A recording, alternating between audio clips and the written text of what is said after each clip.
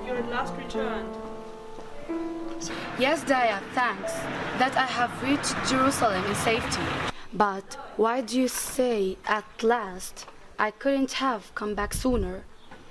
It is more than 200 miles to Babylon, and collecting one's debts takes some time.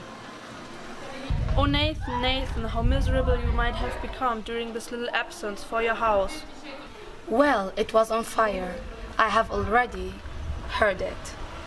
It was on point of burning to the ground. Then we would have built another one, and a more comfortable one. True, but your Recha too was on the point of burning to the ground. Oh, dying? My Recha? You say? She? I hadn't heard that. Then I wouldn't have needed any house. Recha? Oh, my Recha. Your Recha, yours? What if I ever had to get used to the idea of unlearning to call this child my child? Nothing feels more like my own.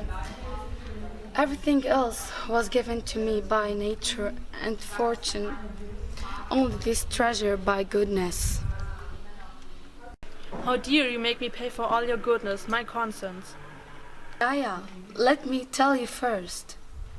I say my conscience. What a charming silk I bought for you in Babylon. Whatever, I can no longer silence my conscience. And I have bracelets and earrings and a necklace which will charm you. I chose them at Damascus for you. That's your way. You really like giving presents, but... Just take as freely as I give and be quiet. Quiet? No one doubts that your honor and generosity in person, but... Yet I'm just a Jew. That's what you wanted to say. You're better than that, Nathan. Well, no more of this. Where is she then? Does she know that I have arrived? She is still terrified of the fire all the time. She thinks of it day and night. She thinks of you and him. And him? What, him? Him who from the fire saved her life. Who was it? Where is he? That saved my Recha for me? A young Templar. He was brought here as a captive a few days ago, but was pardoned by the Sultan. What? A Templar? Pardoned by Saladin? Really? Couldn't she have been saved by a simple miracle? Oh my God! Without this man, who by the Sultan's unexpected pardon had just been given back his life and risked it in the fire, we would have lost her. Where's he? Daya, where's his noble youth? Do lead me to him. He came, no one knows where from, and he went, no one knows where to. He came out of nowhere, heard Recha scream, ran into the smoke and the flames of the burning house, his cloak covering his face. We had given up hope on him, thought he would die as well, when all at once he reappeared, carrying her out of the flames, put her down, and, unmoved by our thank, disappeared. Disappeared? But not forever. Daya, I would hope. A few times he was seen under the palm trees, but then he was suddenly gone again. Now she believes he might be an angel, her guardian angel, who has kept watch over her since childhood, reappeared in the shape of a Templar knight. What a pious, lovely, sweet dream in which Muslims, Christians and Jews come together for a good cause. What a lovely dream. Go, my good, go. Go see what she's doing. I want to see her. Then I'll try to find his guardian angel. Bring him here. Then this sweet dream will give me way to a sweeter truth. Since for a human, another human is even dearer than my angel. And you're here? Your very self, my father? I thought you'd only sent your voice before you. Where are you then? What mountains, deserts, torrents divide us now? You see me, face to face, and do not hasten to embrace your Recha? Poor Recha, she who was almost burned alive. But only almost. Do not shudder. Oh, it is a horrid death to burn alive. My child, my dear child. You had to cross the Jordan, Tigris, and Euphrates, and who knows what rivers else. I used to tremble and quake for you, till the fire came so close to me. Since then, to me, it seems like a comfort, balm, refreshment to die by water. You did not drown, and I was not burned alive. We will rejoice, we will praise God, the kind, good God who bore thee, upon the bind wings of unseen angels, across the treasure streams, the God who bade my angel visibly on his white wing through the roaring flame. Oh, his white wing? Oh, yes, she must be thinking of the broad white fluttering cloak of the Templar. Yes, visibly. He bore me through the fire. I've seen an angel face to face. Father, my own angel. And if you had been saved by a human, an ordinary human, he would seem like an angel to you. No, not a mortal. I'm sure it was a true and real angel. And have not you yourself taught me how possible it is there may be angels? That God can work miracles for those who love him? And I do love him, Father. And he loves you, and both for yourself, and all like you. My child works daily wonders from eternity, has worked them for you. That I like to hear. Well, and although it sounds quite natural, an ordinary event or a simple story, that you were saved by a real Templar, is it the less a miracle? The greatest of all is this, that true and real wonders should happen again and again? Why will you then, with such vain subtleties, confuse her brain already overheated? Let me have my say. And is it not enough then for Rahab to owe her salvation to a man who himself was saved by no small miracle? Who has ever heard before that Saladin let go a Templar? That makes me think he cannot have been real. There are so many reasons to believe he was no real knight, but only seemed it. In Jerusalem, no captive Templars can be free or wander around freely. How could one find me at night to save me? Great argument, interesting. Daya, come and help me. It was from you I learned that he was a prisoner. Double less, you know, still more about him. Speak. I only heard it, but they say that Saladin pardoned this young knight because he looks like Saladin's favorite brother. Why should we think of angels at work? But Nathan, where's the harm, if I may speak, of thinking one has been saved by an angel rather than by a human? Pride, pure pride. The iron pot would want to be lifted from the furnace with silver tongues, to imagine itself a silver vase. Where's the harm? You ask. Where's the good? I might reply. It brings us nearer to God. Is nonsense, Daya, if not blasphemy. What if he's ill? Ill? Ill? Sure he's not. A cold shudder creeps over me. Oh, Daya, feel my forehead. It was so warm, now it's ice cold. Is Frank unused to his hot climate? Is young, and to the labors of his calling, to fasting, watching, quite unused. Ill? Ill? Your father only means it's possible. And there he lies, without a friend or money. My father! Lies without advice, attendance, pity, in agony, fearing death. Where? Where? He? Who? For someone he never knew, or so, went into fire. Oh, Nathan, Nathan, spare her. In death, has nothing to console him but the remembrance of his deed. You kill her. And you kill him, or might have done at least. Rechia, it is medicine. I give you, not poison. But remember how much easier Pew's enthusiasm is than good action and useful deeds. Oh, never leave your child alone again. But can he not be only gone for a journey? Yes, very likely. Look, there is a Muslim counting with curious eye my Latin camels. Do you know who he is? Oh, your old dervish. Who? Your old chess companion. That's it, Hafi? Are you dreaming? Oh, he seems surprised.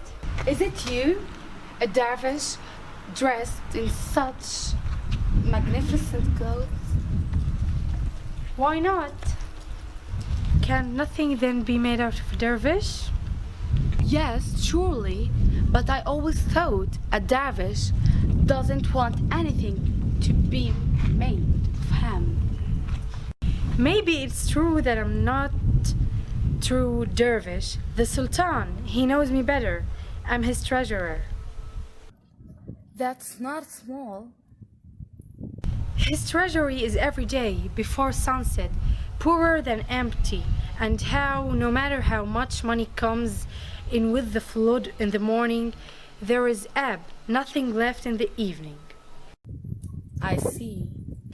Easy for you to say. You can have my job if you want. What good does that do for you? For me, not much. For you, it might make you rich. For when, as it often happens, money is at ebb, thou could unlock your sluices, give him a loan, and take in form of interest all you want. And interest upon interest of this interest? Certainly. And all I have is long notes, interests on top. So you are not tempted.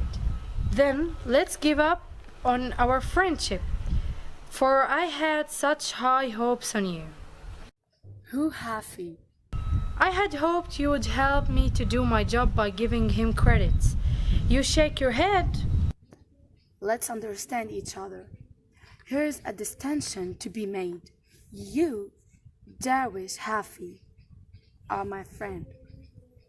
I'll always help you, but Saladin treasurer, that Alafi. Good answer. I had thought you would say something kind and wise like that. The two Al-Hafiz you distinguish will soon be parted. See, I will leave this coat of honor, which Saladin gave me in Jerusalem, and go to the scorching Ganges to listen barefoot to my teachers. Alafi, go to your desert quickly, among humans. I fear you'll soon unlearn to be a human. And so do I. Farewell. What so abruptly? Stay, Al-Hafi. Has the desert wings? Don't run away. I want you to talk with you. That's gone. He's gone. I could have liked to ask him about our Templar. He might know more. Nathan. Well, what's now? He's there. He shows himself again. Who, Daya? Who? He won us up the palms. Hurry, speak to him. Tell him I've just arrived. Say I ask him. Most heartily request him. All in vain. In short, he will not visit any Jew. Then try at least to stop him, or see in which way he's going to. I'll try to catch up on him.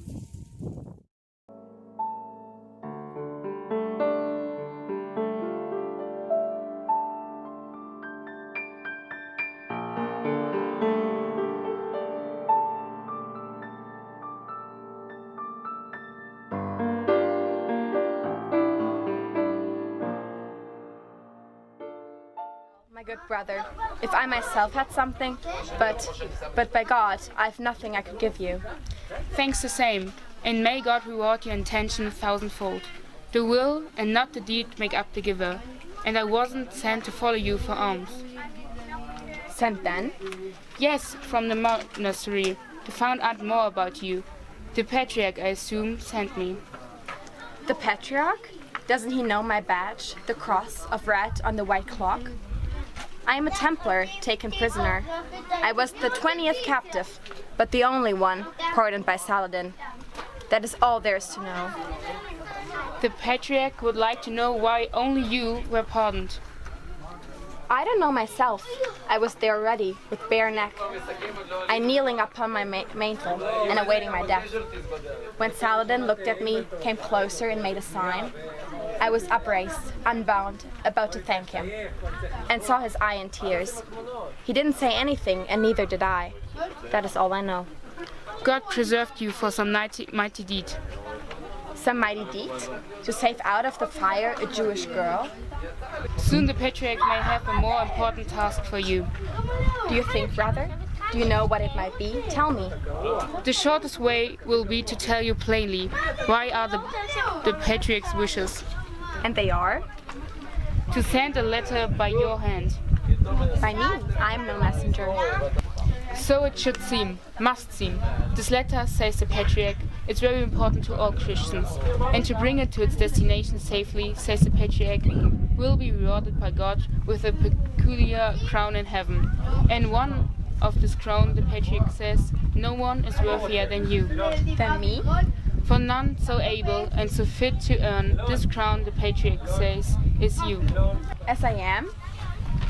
The Patriarch here is free, can look around, and knows, he says, how cities may stand, and how defended knows, he says, the strengths and weaknesses of Saladin's new fortress, and of the inner walls, and to the Crusaders, he says, could clearly point them out.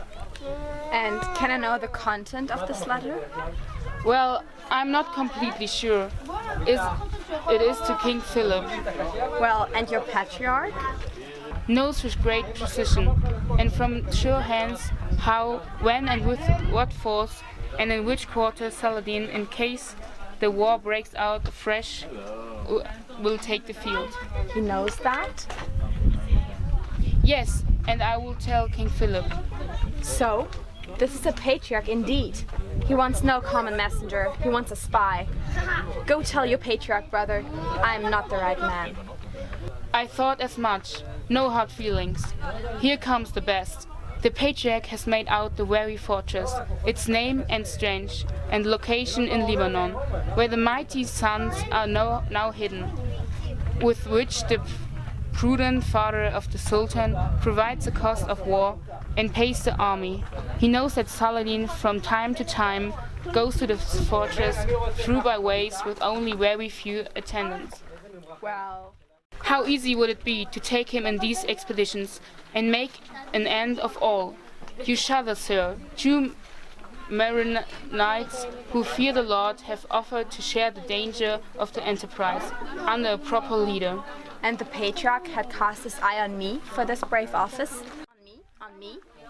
Have you not heard, just now heard, the favor which I received from Saladin? Go, brother, go away. Don't make me angry. I will go, more gladly than I came. We friars are forced to owe obedience to superiors.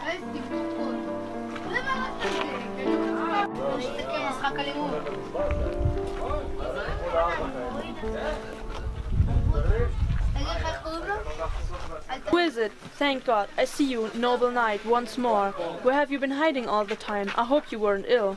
No. We were all worried about you. Why? Were you on a journey? Yes. When did you come back?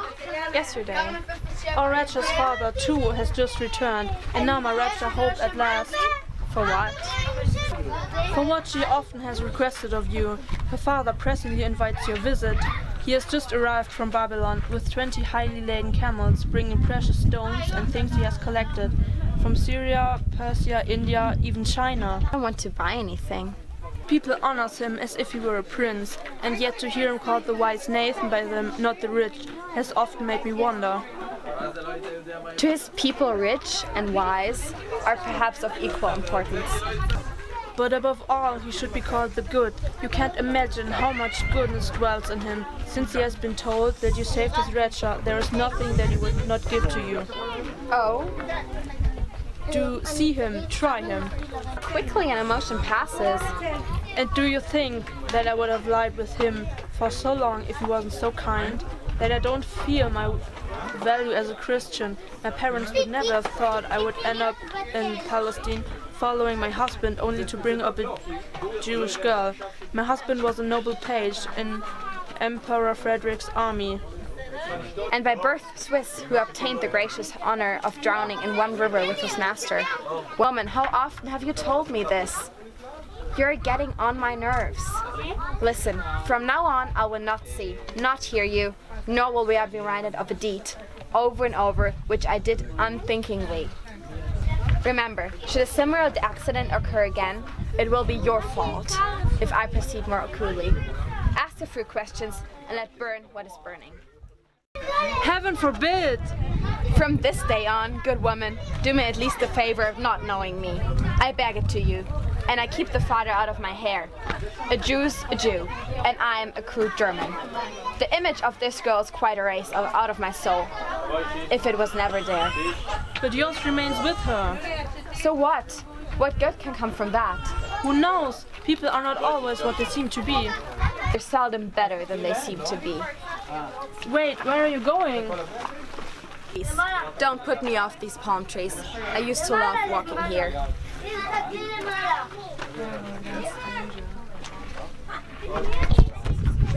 Farewell then, stranger, yet I need to find out where he goes.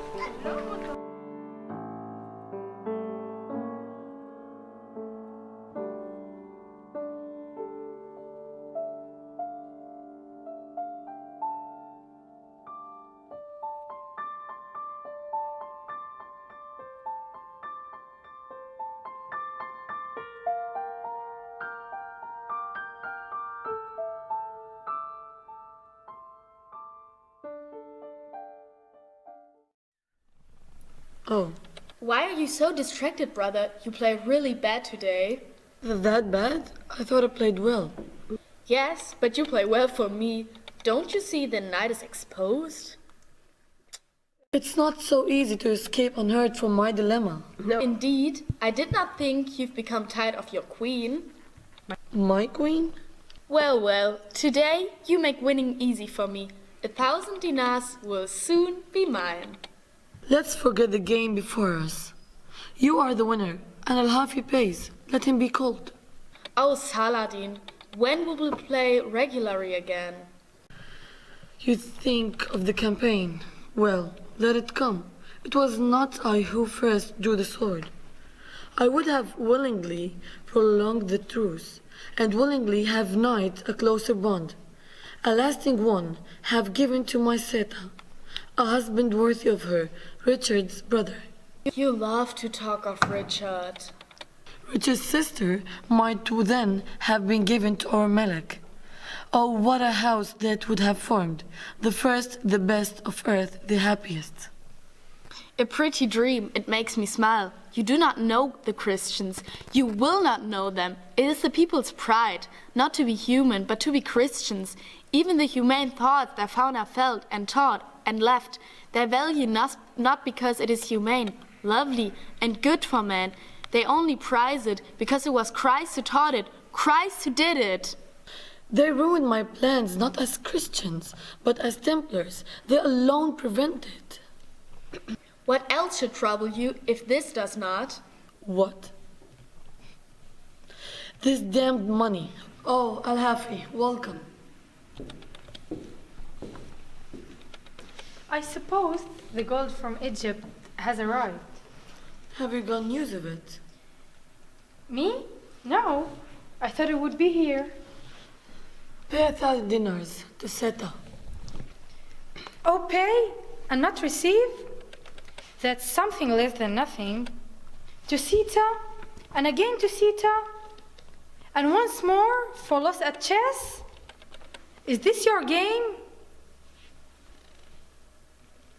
The game is not decided, Saladin. You have not lost. Well, forget about the game. Just pay. Pay, Alafi. Pay? But how? We don't have money to pay. Sita pays for you all the time. Well, but what can we do next? Is Sita the only one I can borrow from? I'm honored to lend you money, and I'm not yet entirely broke. Not yet entirely? This is not much. Go, Alafi. Go wherever you can borrow. Take where and as you can. Be quick, Alafi. Borrow on promise. Contract anyhow. Go on the greedy. They'll gladly lend. I don't know where to go. Just now I heard, Al-Hafi, of your friend's return. Friend? Friend of mine? And who should that be? Who? Your highly praised Jew. A Jew? And praised by me? To whom his God, I think I still remember your own expression used concerning him, to whom of all the good things of this world, his God in full abundance has given the greatest and the smallest. What could I mean when I say it so? The smallest of good things, riches, the greatest, wisdom. How? How could I say that of a Jew? Did you not? Of your Nathan? Oh, about him. About Nathan? Right now, I hadn't thought of him. But in fact, he has finally come home. And I suppose is not badly off. They call him the wise, and also the rich. The rich he's called, now more than ever. The whole town talks about the jewels and precious things he brought from his travels. If he's the rich again, he'll also be once more than wise. What do you think, Hafi, of visiting him? Visiting him? Surely not to borrow. Well, you know him. He does not lend. His wisdom lies in lending money to no one. Before, you gave a very different picture from your Nathan. In case of need, he'll lend you merchandise. But money? Money? Never. He's a Jew. There are only a few like him. He has a bright mind, knows life, plays chess. To the poor, indeed, he gives freely, silently and nobly. He does not care if they are Jews, Christians, Muslims, or Parsi. And such a man might not lend us money? Why have I never heard of him before? I'll knock at other doors. I'll go now. Why in such hurry, Hafi? Let him go. He hastens like a man who tries to escape from me. Why? How should I know? I scarcely know who you were talking about. Today I heard of Nathan for the first time. His ships fill every harbor. His caravans cross through every desert. This is what Al-Hafi told me long ago. With admiration adding then, how nobly Nathan gives. What he believes by clever industry to have justly earned. How free from prejudice his lovely soul, his heart with every lovely feeling, how familiar. Yet, Happy spoke just now so coldly of him. Not coldly, he spoke as if it's dangerous to praise him. Anyway, if he's rich, that is enough for us. You would not, sister, take his wealth by force. What do you mean by force? Fire? Swear it, oh no. What force is necessary with the weak but their own weakness? I might have an idea on how to approach Nathan.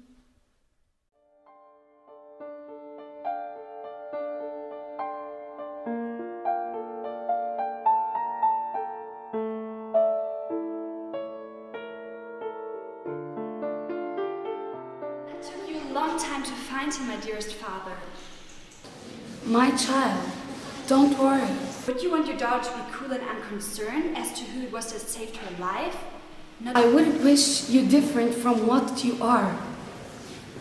Well, Daya, See, there he comes. And seems not to know where to next, left or right. don't let him see you with me. Go farther back. Come away, your father's right. If he sees us, he'll probably just leave. I know a window from where we can see him. Yes. By God, the youth looks like a man. I love his darling eyes, his open walk. Maybe the shell is bitter, but the heart, surely not. He somehow seems familiar. Forgive him, noble knight. What? May I? Well, Jew, what do you want? The liberty of speaking to you. So, can I stalk you? Quick then, what do you want? Patience. Not hastened quite too proudly by a man who has not merited content, and who forever will be deeply in your debt. How so? Perhaps, I guess. No, are you then? My name is Nathan, father to the girl. Your generous carriage snatched from circling flames and hastened. For thanks, keep them all. I've had to suffer much thanks from, too much already for this little deed. You owe me nothing. It is a temple's duty to rush to the assistance of the first poor girl that needs him. Knight, were you here not free, not a captive, I wouldn't ask so freely. Speak, command. In what way can I be useful? You, in nothing. I'm rich. To me, a richer Jew never seemed a better Jew. Is that the reason why you shouldn't use the better part of him? His wreath? Well, I'll not refuse it wholly. For my poor cloak's sake, when no repairing will it hold together, I'll come and borrow cloth or money of you to make me up a new one. The cloak is still okay, only in this poor corner where an ugly spot, you see, is burnt. It became burnt when I carried your daughter out of the fire.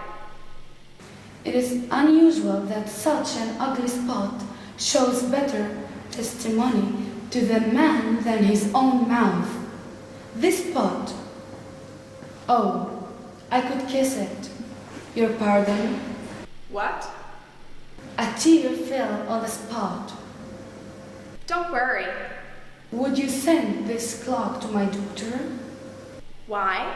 Her lips can touch this spot, since she hopes in vain to fall to her Saviour's feet. But Jew, your name, you said was Nathan. Nathan, you can join your words together cleverly, really well. I'm confused. Try excusing yourself as you will. I know you. You were too honest. Knight to be more civil. A girl all feeling, and father at distance. You valued her good name and would not see her. For that I also thank you. I confess, you know how temples ought to think. I know how good people think. Know that all lands produce good people. But not without differences. In color, dress, and shape, perhaps different. These differences don't mean much. One should not feel better than the other.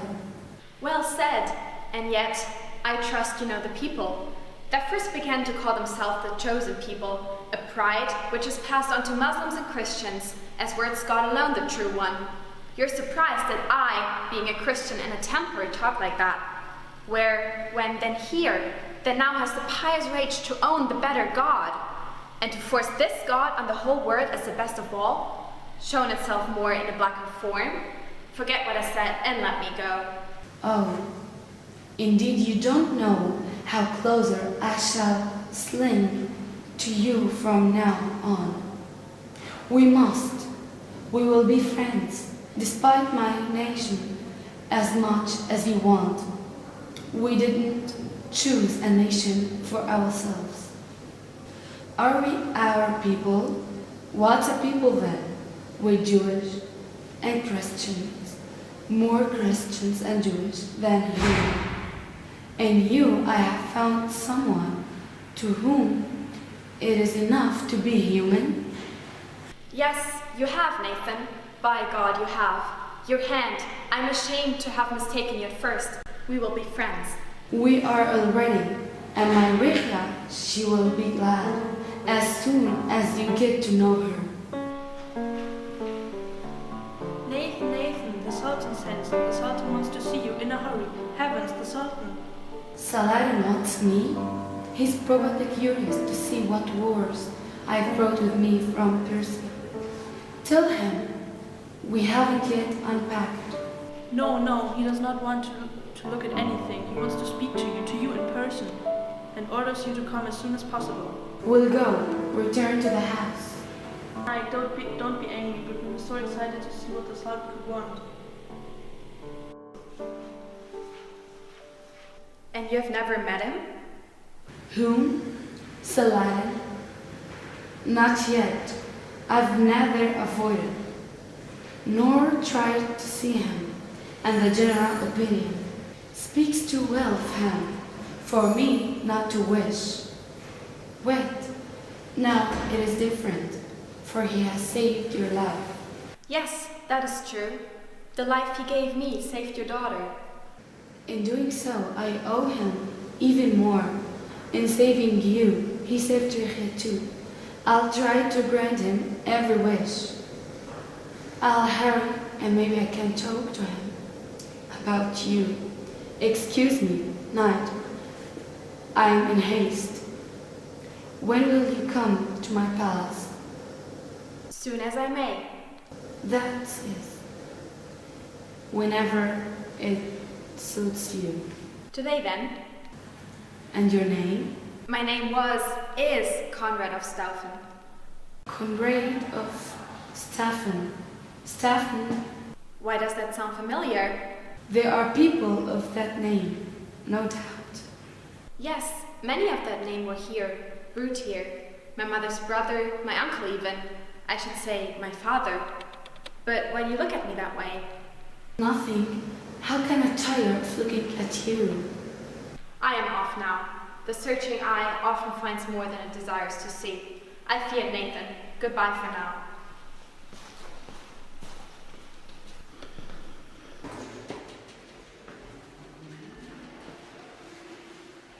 The searching eye will often discover more than it desires. It is as if he read my soul. It is not alone Leonard's walk, stature, but his very voice. Leonard so wore his head. He even used to brush his eyebrows with his hand, just like he does. Of Staufen. Yes. Right. Philip and Staufen, I will soon know more. But first, Salah.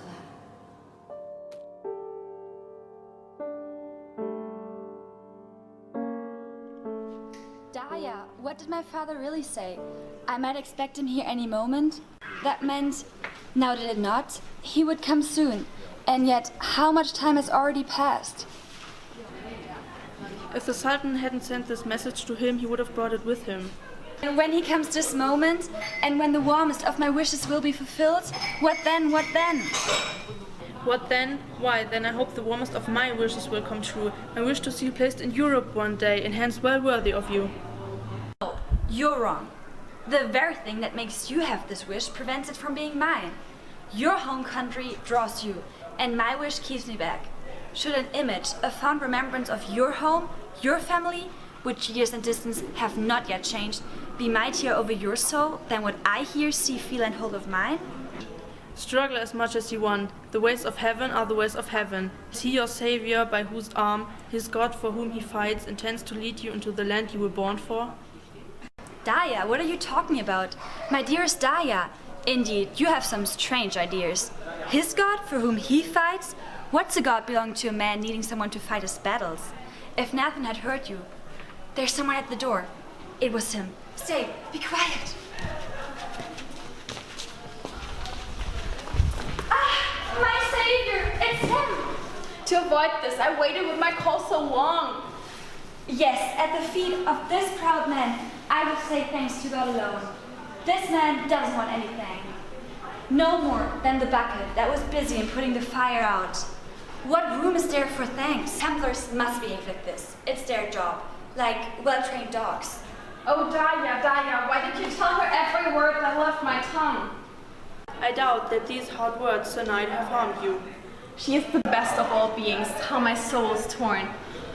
No, it was not her took from the fire, for who could know her, not need to see her again? How did your father put it? Just get to know her. Who? What? Father talked about you. And haven't I said the same again and again? But where's your father? Still with the Sultan? I suppose so. Still there? Oh, I forgot. He cannot still be there. He's waiting for me at the monastery as we agreed. Forgive me, I will look for him. Knight, I'll go and fetch him. Wait here, I'll bring him to you right away. Oh no. He's expecting me. Besides, you're not aware of what might have happened. It's not unlikely he may be involved with Saladin. You do not know the Sultan. It's some unpleasant. I must go. There's danger. Danger? Of what? Of what? Danger for me, for you, for him, unless I go at once. What's the matter, Daya? Why is he in such a hurry? What's the problem? Let him go. I don't think it's a bad sign. A sign of what? That something has changed in him. It boils, but it must not boil over. Let him go. Now it's your turn. My turn? Now you may give him back all those worries he has caused in you, but don't be hard on him. Daya, you must know best. And you are again so calm? I am. Yes, I am. At least admit that this restlessness has given you pleasure and that you have to thank his nervousness for that. I'm not sure. All I admit is that it seems strange to myself. How he can become so troubled so suddenly. His face, his speech, his manner. Admit that you like him. Yes, somehow. But you can never be fully satisfied. Oh well, if you say so. To me, he will always be special. Will always remain more important than my own life. Although my pulse no longer trembles at his name, and when I think about him, my heart no longer beats stronger. Come, Daya, let us go to the window and watch. So you're not satisfied and still want to see him? Now I shall see the palm trees once again, not him alone standing under the palm trees.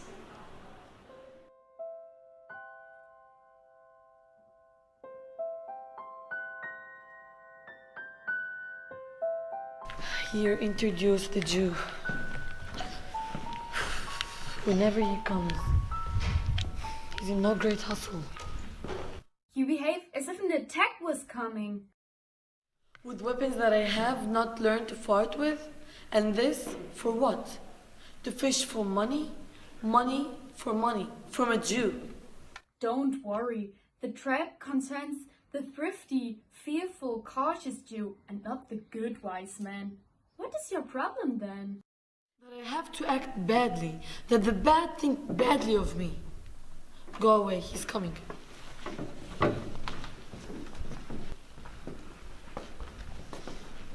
Assalamu alaikum.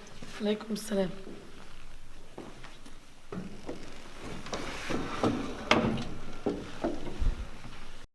Your name is Nathan?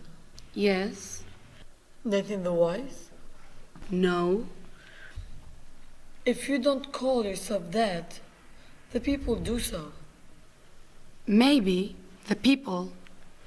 Don't think that I do not care for the people's voice.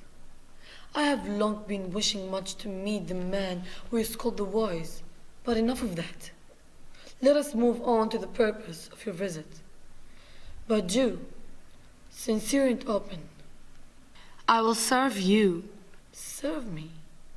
How? You will have the best I can offer and have them cheap. The best of what? Your goods? That's not what I want. Doubtless then you would like to learn what on my journey I noticed of the motions of the enemy. That was not what I sent to you. I know what I have to know already. In short, I wanted to meet you to get some advice on other points. Since you are a man so wise, tell me, which faith seems you to be the best? Sultan, I am a Jew. And I'm a Muslim. The Christians stand between us. Of these three religions, only one can be the true one. A man like you does not simply remain where he was born by accident. If you stay, you choose to remain there. Share then with me your insight. Let me hear the reason for your preference. Why are you afraid? And look at me like that. Do you need a moment to think about my question? Think about it. I'll come back later.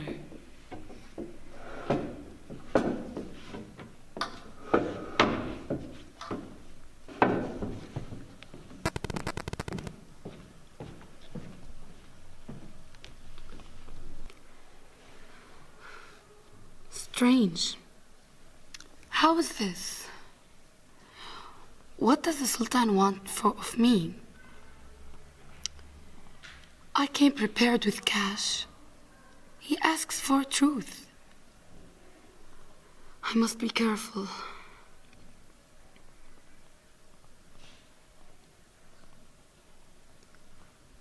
Yes, that may help me. Not only children can be quieted with stories. There he comes. Well, let him come. In the old days, there was in the East a man who received a ring of endless worth, the stone of it an opal that glinted and sparkled. Moreover, it had the hidden virtue to make the bearer beloved by everyone. The man never took it off his finger. To secure it forever in his house, the man left it to the most beloved of his sons, that decided that he again should leave the ring to the most dear among his children, and that the favorite son, by virtue of the ring, should always be the lord of the house. From son to son, this ring descended to a father who had 3 sons, all of them obedient to him, which he all loved the same. Sometimes he preferred one son, then the other one, and privately he had promised the ring to each of them. This went on for a while, but death came, and the father became embarrassed. He could not bear to disappoint 2 sons who trusted his promise. But what was to be done? He sent secretly to a jeweler and asked him to make 2 copies of the real ring, and commanded to spare nor cost nor pains to make them like the original, quite like the true one. The artist succeeded, and the rings were brought, and even the father's eye could not find out which was the real ring. Quite overjoyed, he called all his sons, said goodbye to each of them alone, and gave each son his blessing and his ring, and died.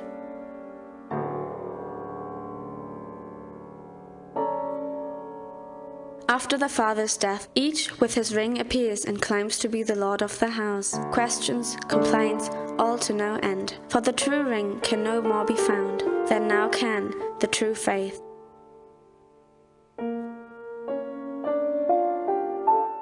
Each of the sons swore to the judge that the father had given them the ring, and all believed that the father hadn't lied to them. The judge said, "If you cannot bring the father, I cannot give a sentence. Am I to guess enigmas? Or do you expect the true ring to speak? But hold, you tell me that the real ring has the hidden power to make the wearer beloved by God and all men? Let that decide which of the 2 brothers love the best. You're silent? Do these rings only act inwardly?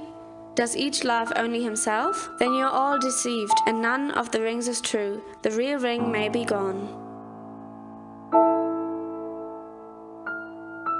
And if you will take advice instead of a sentence, this is my advice to you. If each of you has a ring given by his father, let each believe his own is the real ring. It is possible that the father decided that one ring alone could not be enough. And certainly, as he loved you all, and loved you all alike, he could not favor one over another. Let each feel honored by this free affection. Let each with the other brothers compete in gentleness about the virtue of his ring.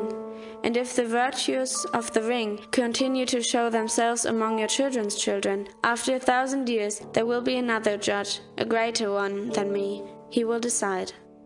Nathan, my dearest Nathan, it is not as if today the judge's 1,000 years are past. His judgment is not mine. Go. Go, but be my friend.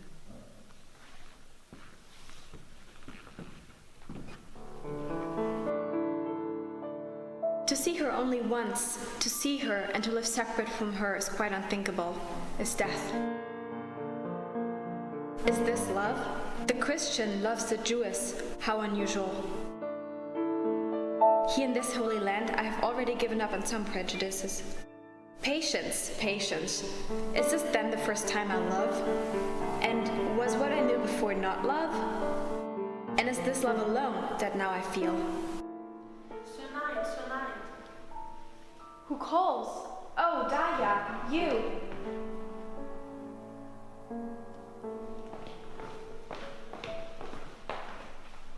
Now I've managed to slip away. Now from here where you can see us, in this corner.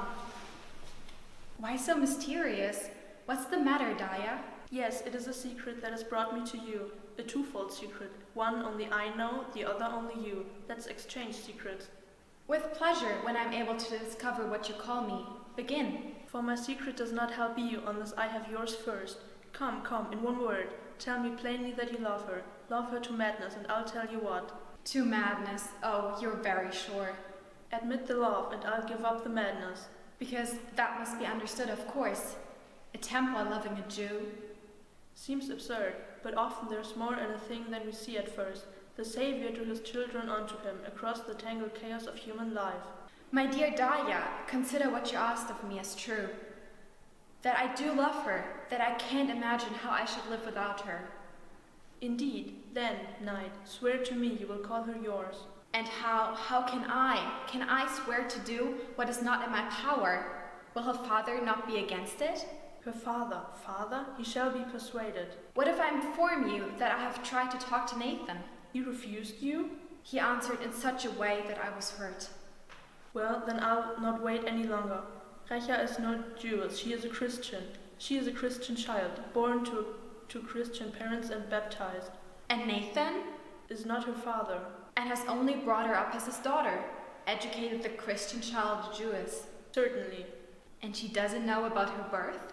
Has never learned from him that she was born a Christian and not a Jewess? Never yet.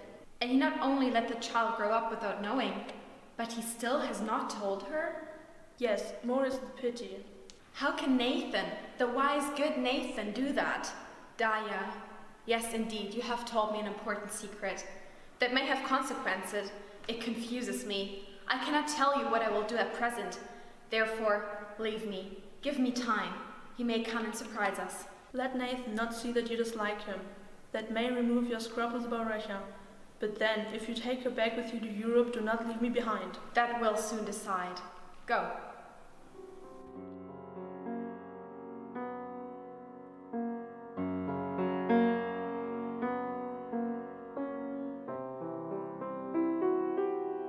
Patrick is right, as always. Whatever he wants me to do, I'm never successful. So why does he bother me at all? Good brothers, there you are. I've looked for you everywhere. Me, sire? Have you come to strike the bargain the Patriarch proposed? My dear good man, no, that is not why I've come to ask you. I've come to ask about your Patriarch's advice. Our Patriarchs advise you, a knight, asking a priest's advice? Let me consider what it is precisely that I have need of counsel or advice. Well, thing is... Oh, you must quite mistake me. Knowing a lot means a lot of worries. Look, there he comes. Come here. Is that the Templar? What does he want? I don't know. So, Sir Knight, I'm truly happy to meet you, brave young man. How can I help you? To ask for what my youth lacks for counsel. That I give most willingly, but counsel should be followed. Surely not blindly? You're right. None should fail to make use of the reason given by God in the things where it belongs, but it doesn't belong everywhere. Suppose, my reverend father, that a Jew possessed an only child, a girl, we'll say, whom he loves more than his very soul, a child who by her pious love requites his goodness. And now suppose there's a rumor this girl is not the daughter of the Jew. He picked up, purchased, stole her in her childhood, that she was born of Christians and baptized, but that the Jew has brought up her as a Jewess, allows her to remain a Jewess, to think herself his daughter. Reverend Father, what should be done in such a case? I shudder. But first, will you please explain if this case is real or just a hypothesis? I just want to know your reference's opinion. Does it matter if it's real or hypothesis? Of course it matters. If this is real, then it would be proper to execute the Jew at once. So... And the laws say that if a Jew seduces a Christian, he shall die by fire. So what if the child, before his fostering Jew, would have died in poverty? That doesn't matter. The Jew still deserves death. Besides, why should the Jew interfere with God's decision? God, if he wants to, can save her without him. Even if he saved her life? That's nothing. Still, the Jew is to be burned. It is despicable to let a child grow up without proper faith. What? You want to leave? Not stay for my interrogation? Not to name me this infidel, this Jew? Not to help me find him immediately? Wait, I've got an idea. I'll go to the Sultan. According to the capitulation agreement which Saladin has sworn, he must support us in all the privileges, all the doctrines which concern our most holy faith. That is all I can say. We are talking about a hypothesis, aren't we? Merely a hypothesis.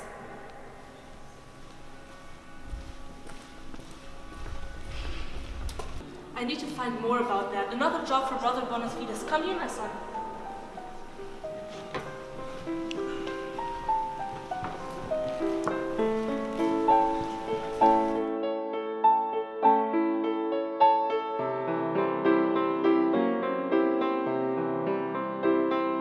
How magnificent, charming. And where was this thin silver cloth with sprigs of gold? Woven? What might it cost? Yes, this is worthy to be a wedding garment. Why wedding garment? Over whose wedding gown are you talking about? Have you found a bridegroom? Me? Who then? Whose wedding garment do you speak of? For this is all for you to keep? Mine. Is it for me and not for Recha? What I brought for Recha is in another bale. Come, take your stuff with you. You spoil me. No. Even if they were the most precious things of the whole universe, I will not touch them until you promise me to seize this occasion as heaven does not give twice. Seize what occasion? For what end? There, don't play dumb. You must have noticed that the Templar loves your Recha. Give her to him. Then will your sin, which I can hide no longer, be at an end. The girl will once more live among the Christians, will be once again what she was born to, will be what she was. The Templar pleases me indeed.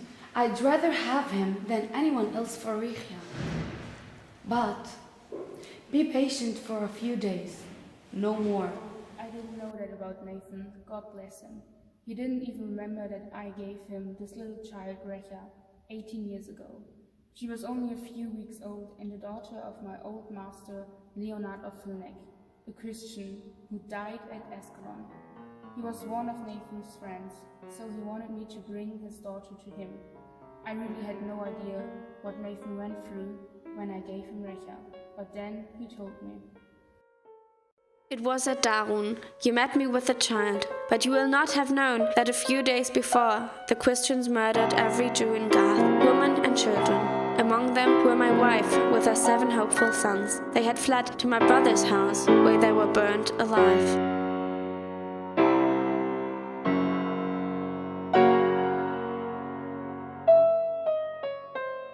And when you came, I had lain in dust and ashes before my God, and wept for 3 days and nights. I, at that times, ragging with my Maker, and cursing myself and the whole world. And to Christianity I had sworn unrelenting hate.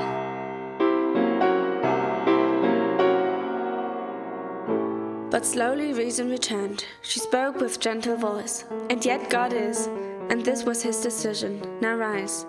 I rose and called out, God, I will! And just then you dismounted me and gave me the child wrapped in your cloak. I took the child, I kissed it, fell to my knees and sobbed, my God, now have I one given to me after the 7 were lost. The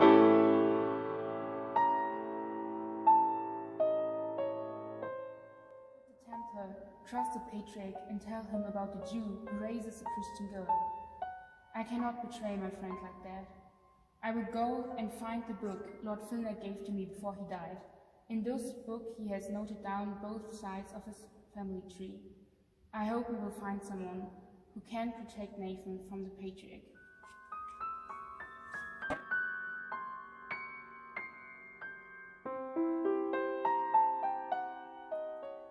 This is Nathan's gold for me. My brother is kind. I know there's not much he can give me. I found this picture of our brother among the jewels. This young Templar looks so similar to him. Let me compare our brother's picture to the young Templar. I'll tell Saladin if they look alike. Women are better at seeing family resemblances. But how could Saladin forget to ask the Templar about his family? Saladin likes him a lot. He wants to become friends with him. He also asks him to stay in Jerusalem. The Templar is a real man of honor.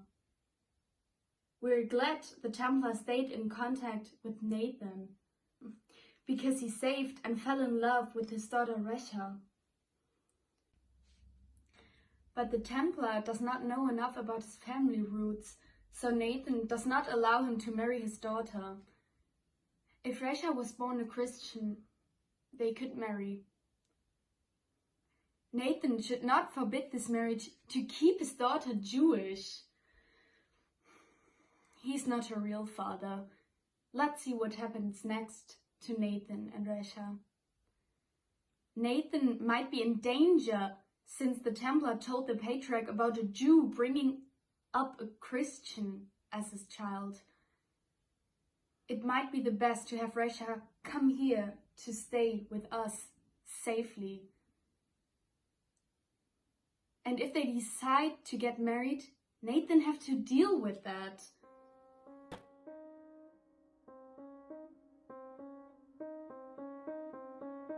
Go into this house sooner or later. He'll show himself. And yet I'm a little irritated too. Why am I so angry with him? Nathan has said he isn't refusing me anything yet, and Saladin has asked my patience for Nathan.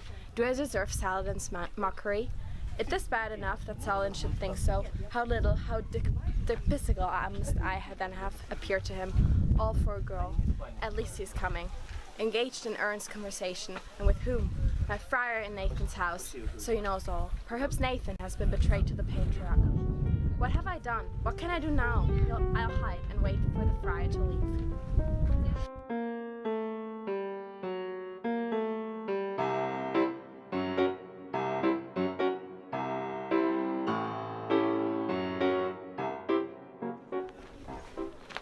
Thank you, dear friar. The book is not mine anyway, it belongs to Resha. It is her entire inheritance. She doesn't have anything besides you. I pray to God you will never have to regret having done so much for her. How could I? That can never be. Don't worry. Patriarchs and Templars can never cause enough troubles to make me regret having taken her in. But are you sure it is a Templar? Who agitates against you to the patriarch? Who else could it be? I saw a Templar talking to the patriarch, and what I heard sounded like it. Now there is only Templar left in Jerusalem, and I know him. He's my friend, an honest young man. Yes, he is, but what one really is and what one has to show to the world is now always the same. Sadly, that is true. The book will be very helpful. I'll take it into the Saladin right now. God be with you. I'm off then. Thanks God. I'm so relieved. All my sorrows seem to be disappearing, and no longer I had to hide anything. What a pleasing.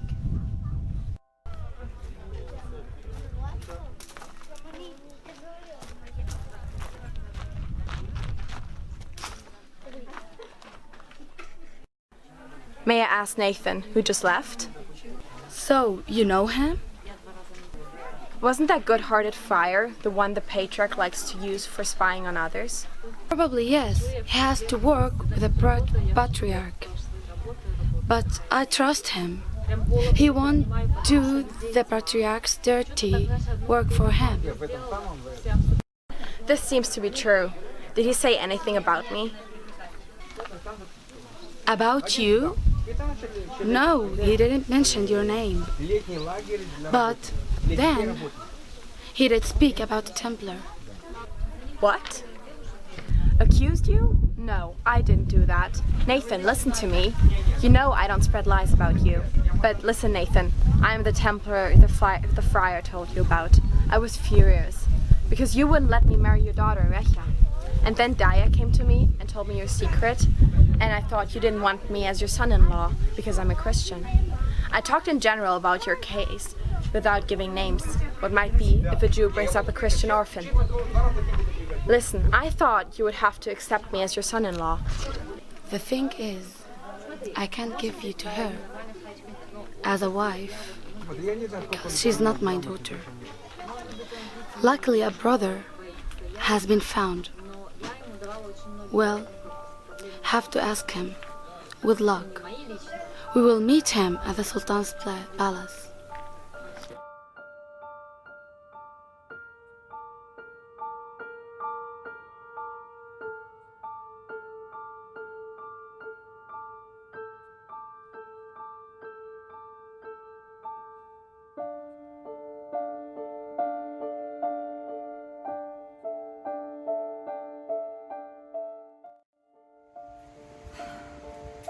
Oh, Recha, my dearest Recha, what happened? Did Nathan really say no? And what about your brother?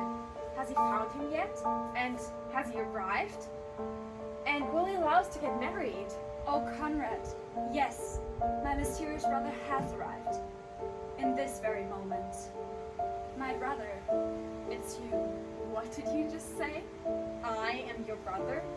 Yes, so the two of us will always belong together. Although I was hoping for more. Well, our parents died in Palestine when I was still a baby. Nathan was our father's best friend, and it was our father's last wish that Nathan takes me as his own child. Friar Bonifitz took me to Nathan, and now he helped to solve the riddle. You were with our mother's relatives in Germany, and we might have never met, if not... What about Saladin? You won't believe it. He is our uncle, and Sita is our aunt. Her lost brother Assad married a German woman and lived with her for Europe. When our parents wanted to return to Palestine, they left you with our uncle, your foster father, and our mother's German family, the von Staufens. They took me, their younger child, with them on their way to his home. But they never arrived in Jerusalem. Alas, they both died on the way there. Did Nathan take you in? Yes, he's the only father I know. And he will be yours if you let him. Christians, Jews, and Muslims together as one big family. That sounds like the plot of a French comedy.